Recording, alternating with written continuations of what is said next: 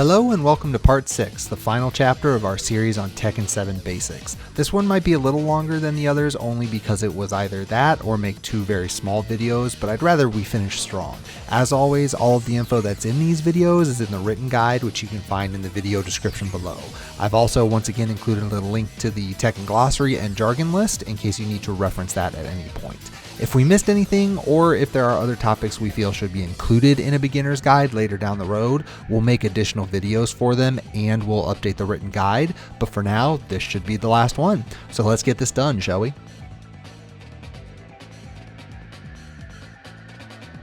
Grounded situations in Tekken, also referred to as okizeme or oki, can get extremely complex due to how many options you have from the ground and how many different situations attacks can cause.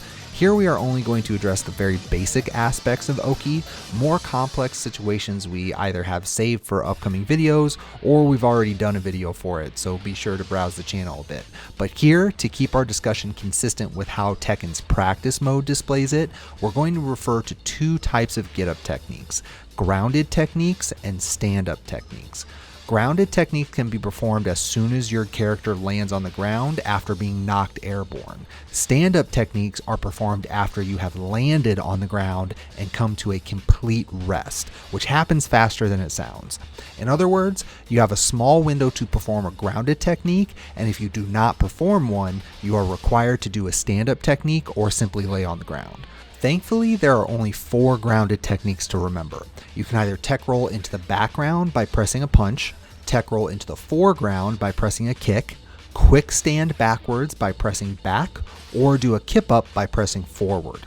Note that these options might change slightly depending on your position when you hit the ground. For example, if you get flipped in the air so that you're facing down and you press forward, your character will pop up and back turn rather than doing a kip up. Similarly, a tech roll will not roll as far to the side in this face down position. Stand-up techniques are far more robust, but we'll still focus on the basic options. Let's start with a quick rundown, assuming that you're face up. Press back to stand up in a backwards direction, press forward to roll forward, press up to stand straight up, press either punch to do a side roll into the background, press down in either punch to roll into the foreground, press 3 to do a low get-up kick, press 4 to do a mid get-up kick, press 3 plus 4 to do a spring kick, and finally press down plus 3 to perform a little toe tap.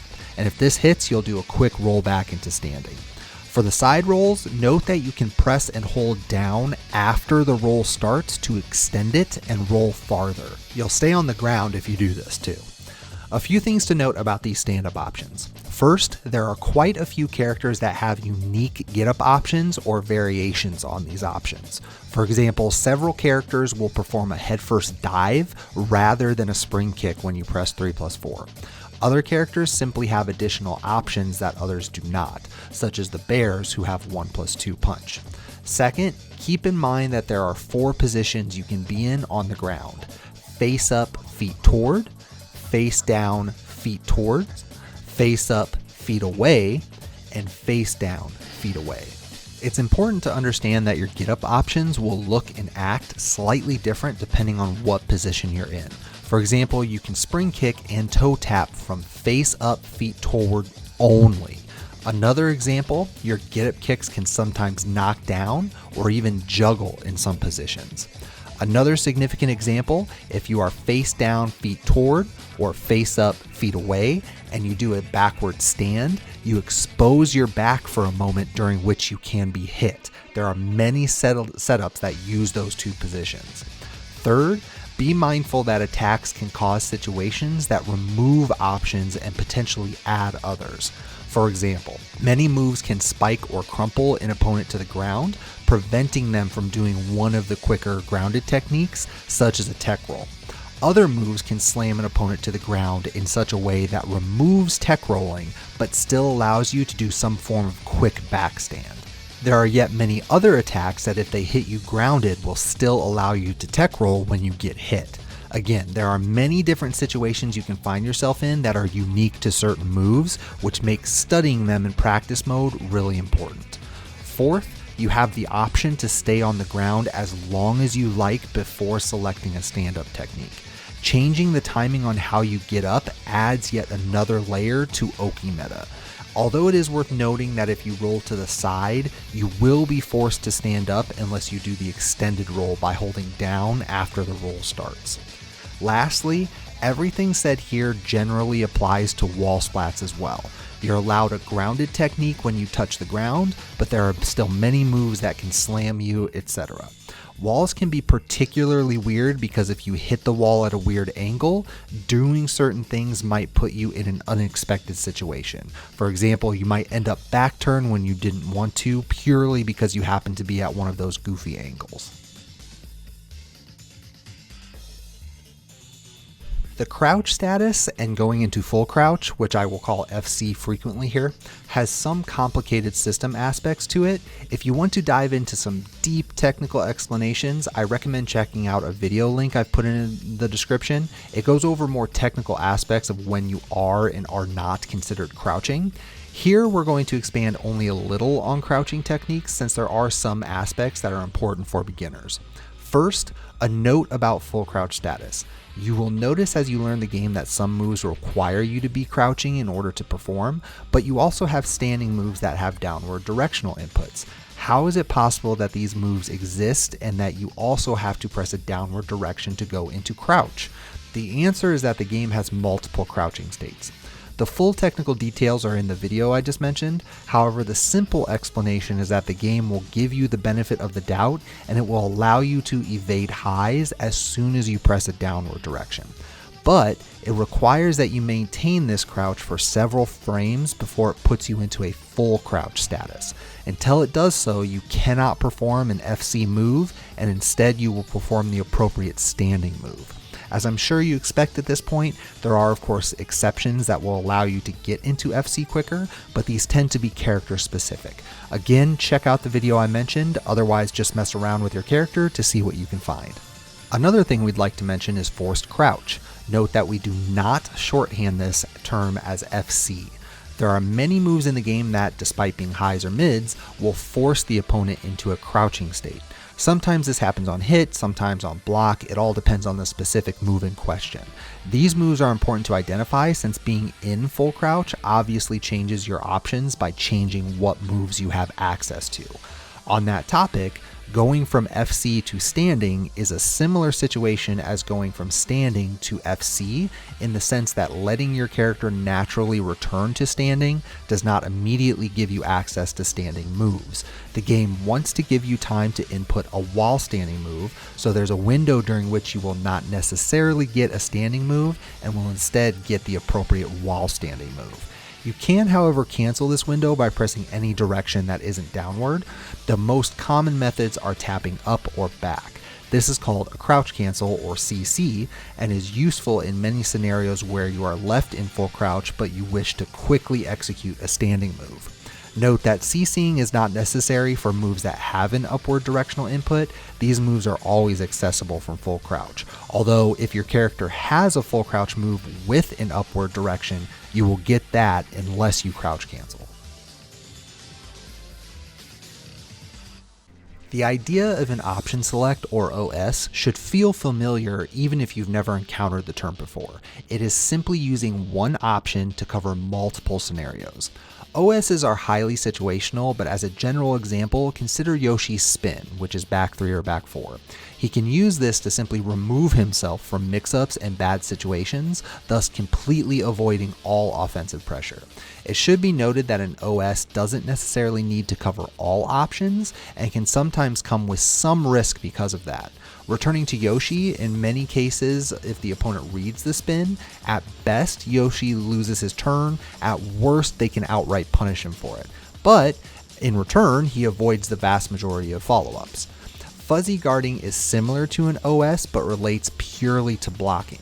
Fuzzy guarding takes advantage of certain timings for strings and follow-ups, thus allowing you to guard against multiple options.